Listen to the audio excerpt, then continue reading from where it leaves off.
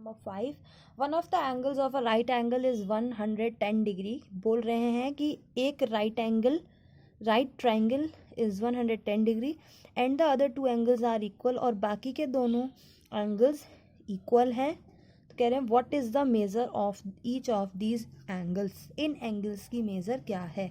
तो हमने मान लिया कि दोनों एंगल जो हैं वो x है। एक एंगल तो हमें दे दिया 110 और बाकी के हमें बताना है दोनों। तो हमने लिखा let the first angle be x। अब फर्स्ट x है क्योंकि दोनों ही एंगल इक्वल है तो सेकंड भी x होगा। Since two angles are equal, first angle equal to second angle equal to x। Since the sum of all three angles of a triangle is 180 degree, तीनों ही 180 होते हैं सम इनका। तो first angle, second angle, third angle जो इन्होंने given था, x 2x हो गया 110 इक्वल टू 180। 110 इधर प्लस में, इधर आके माइनस में हो गया। 180 में से 110 गया, 70 बचा। हमें सिर्फ x चाहिए तो 2 से डिवाइड कर दिया तो x इक्वल टू 35 डिग्री। तो जो हमारे रिक्वायर्ड एंगल हैं वो 35 एंड 35 हैं, दोनों ही इक्वल थे इसलिए दोनों ही 35 डिग्री के होंगे। क्वेश्चन नंबर 6 देखिए, in triangle A B C हमें एक इक्वेशन दी है 3 angle A equal to 4 angle B equal to 6 angle C. तो कह रहे हैं इनके एंगल्स कैलकुलेट करने, यानी ए बी सी की वैल्यू चाहिए हमें पता है कि जो सम है वो 180 होता है। We know that the sum of all three angles of a triangle is 180 degree, यानी कि angle A plus angle B plus angle C तीनों को ऐड करके कितना आएगा 180 डिग्री। इसे हमने इक्वेशन 1 कंसीडर कर लिया। इसके बाद हमने क्या किया कि जो हमें इन्होंने इक्वेशन दी थी 3a equal to 4b equal to 6c, इसके साथ हमने x कंसीडर कर लिया। ऐसे इक्वेशंस को सॉल्व करते हुए वेरिएबल कंसीडर करना पड़ता है ताकि हम वैल्यू निकाल पाए। जब हमने x कंसीडर किया तो आप पहले इन दोनों को देखिए, सिर्फ इन दोनों को, बीच का कुछ नहीं है। ये है आपकी इक्वेशन, ये सब गायब है। 3a इक्वल टू एक्स है, आपको a की वैल्यू चाहिए तो a की वैल्यू क्या आएगी x। ये 3 इधर मल्टीप्लाई में इधर आके डिवाइड में हो जाएगा तो a की वैल्यू क्या आएगी x/3, वही आ गई। अब इन दोनों को देखेंगे, सिर्फ इन दोनों को, तो ये बीच में कुछ नहीं है। ये 4b इक्वल टू एक्स है, हमें सिर्फ b की वैल्यू चाहिए तो 4 इसके मल्टीप्लाई में इधर आके डिवाइड में हो जाएगा यानी x/4, तो b की वैल्यू x/4 आ गई। अब सिर्फ इन दोनों को देखें, हमें सिर्फ c की वैल्यू चाहिए तो 6 इधर मल्टीप्लाई में इधर आके डिवाइड में हो जाएगा यानी c इक्वल टू x/6, तो c की वैल्यू ये आ गई। हमारे पास a b c तीनों की वैल्यू आ गई। अब हमारी जो इक्वेशन 1 है a प्लस बी प्लस सी, इसमें हम x की वैल्यू रख देंगे। तो putting the value of a b c in equation 1, x की जगह रखा a की जगह x/3, b की जगह x/4 और c की जगह x/6 इक्वल टू 180 डिग्री।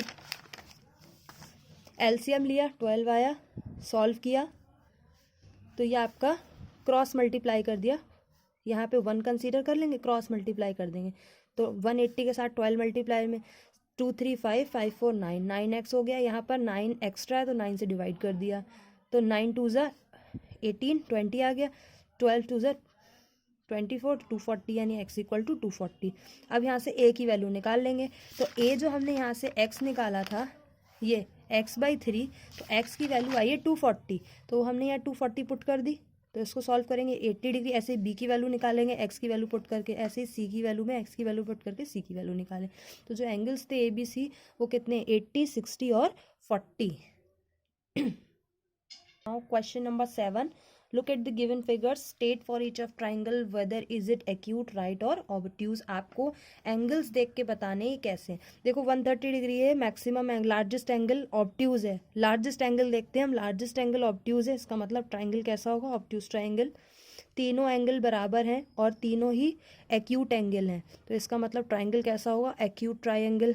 एक एंगल 90 डिग्री का है लार्जेस्ट एंगल, इसका मतलब ट्राइंगल कैसा है राइट ट्राइंगल। यहाँ पर एक एंगल 92 डिग्री का है, 90 डिग्री से ज़्यादा का अगर हुआ तो वो कैसा कहलाता है ऑब्ट्यूज। तो ये 90 डिग्री से ज़्यादा है तो ट्राइंगल कैसा है ऑब्ट्यूज ट्राइंगल। बस नेम लिखने हैं आपको फिगर देख के, और कुछ नहीं करना है। क्वेश्चन नंबर 8 देखिए, in the given figure say some triangles have been given, state for each of the triangle it is scalene, isosceles और equilateral। इस बार साइड्स देखनी है और साइड देख के बताना है।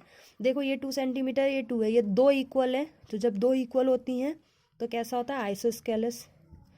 देखो ये 2.4 है, ये 2.4 है, यहाँ पे भी 2 साइड्स इक्वल हैं तो ट्राइंगल कैसा होगा आइसोस्केलेस।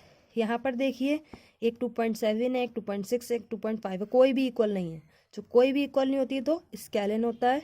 इसके बाद देखिए एक 3 है, एक 3 है, तीनों 3 हैं। जब तीनों इक्वल होती हैं तो कैसा होता है, इक्विलेटरल। तो इक्विलेटरल आ गया। इसके बाद देखो इक्विलेटरल में एंगल्स भी हमेशा इक्वल होते हैं, अंदर तीनों इक्वल एंगल है 60 60 60, तो ट्रायंगल कैसा, इक्विलेटरल। और दो एंगल सेम है, देखो ये 55 है, ये 55 है, दो एंगल सेम है तो वो कैसा हो गया, आइसोस्केलस। और कोई भी एंगल सेम नहीं है तो वो कैसा हो गया, स्केलन। इस तरीके से हम बताते हैं। क्वेश्चन नंबर 9 देखिए, कह रहे हैं ड्रॉ ट्राइंगल ABC। आपको एक ट्राइंगल ABC ड्रॉ करना है, हमने ड्रॉ कर दिया। Take a point D on BC। पहले आप सबसे पहले एक ट्राइंगल ड्रॉ करेंगे, ABC ड्रॉ कर दिया। फिर आप कह रहे हैं BC, ये जो साइड है BC, इस पर एक पॉइंट B कंसीडर किया, D कंसीडर किया, उसको आपने A से मैच कर दिया। इस पॉइंट को हम रूलर की हेल्प से A से मैच कर देंगे। कह रहे हैं how many triangles do you get, आपको कितने ट्रायंगल दिख रहे हैं। तो हमें 3 ट्रायंगल्स दिख रहे हैं। देखो एक तो ये है और एक ये है, 2 हो गए, और एक ये पूरा है, अगर ये हटा दो तो हो गए 3। तो 3 ट्रायंगल्स आर फॉर्म्ड। तो इन तीनों के नेम लिखने हैं। सबसे पहले इसका लिख दिया, कैसे भी लिख सकते हैं हम, कोई दिक्कत नहीं है। तो सबसे पहले हमने पूरे बड़े वाले का लिख दिया ABC, फिर इसके अंदर जो बन रहा है ABD, फिर ADC। तो ये हमारे ट्रायंगल्स बन रहे हैं। इस तरीके से हम ट्रायंगल्स के क्वेश्चन करते हैं। हमें सिर्फ 3 बातें बहुत अच्छे से याद रखनी है, एक साइड्स के अकॉर्डिंग टाइप्स, एक एंगल्स के अकॉर्डिंग टाइप्स, और एक अंदर जो एंगल्स हैं उनका सम। अंदर के एंगल्स का सम 180 होता है, तीनों ही एंगल्स का सम 180 होता है। साइड के अकॉर्डिंग 3 टाइप्स है, equilateral if all the 3 sides are equal, isosceles if 2 sides are equal, scalene if no side is equal, और acute triangle if all the 3 angles are acute angle, right triangle if the largest angle is triangle, and the obtuse triangle if the largest angle is obtuse angle। तो इस तरीके से हम classify करते हैं।